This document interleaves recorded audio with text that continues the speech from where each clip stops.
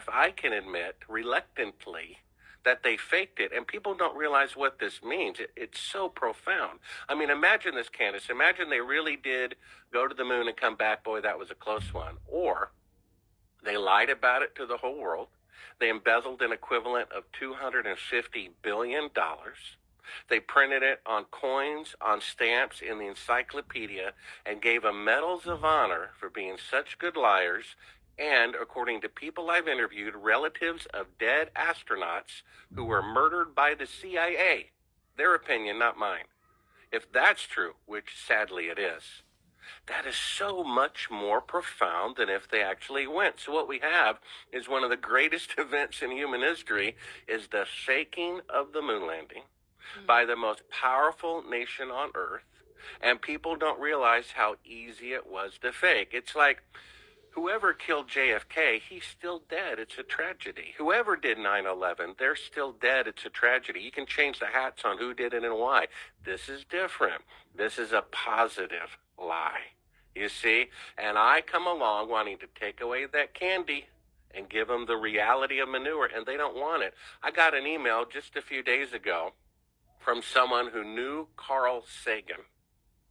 And he said that Carl Sagan privately knew that the moon landings were fake, but he wanted to be politically correct. So before he died, he wrote this about the moon landing fraud indirectly. Carl Sagan said, "One of the saddest lessons of history is this.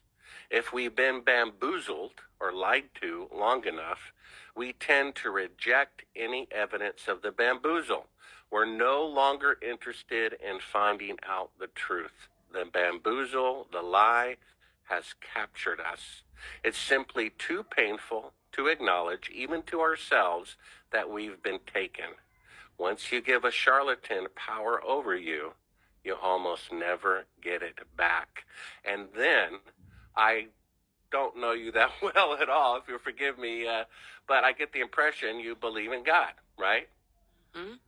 Okay, so what we have at the beginning of a funny thing happened on the way to the moon, we show the Tower of Babel, which according to Genesis 6 was built to show off.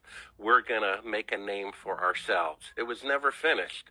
The Messiah said, if you start a tower and don't finish it, you're a fool to the whole world.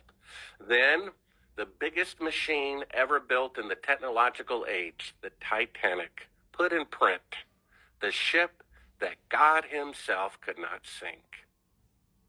Tower of Babel never finished. Titanic never made one voyage. And then Richard Nixon, who knew they were not on the moon, said putting a man on the moon is second in greatness only to God making the universe. Wow. You see that? This is a blasphemous event. How ironic in a fallen world that the most powerful nation on earth ends up being one of the most corrupt, and the greatest accomplishment is a complete fraud. The most published female writer in the world, Ellen White, about the Tower of Babel, said the following, that if the truth comes out about the moon landing, and it might, could be true about that as well. She said the monument to their pride became a memorial to their folly. Imagine if the truth comes out. And we have an eyewitness, which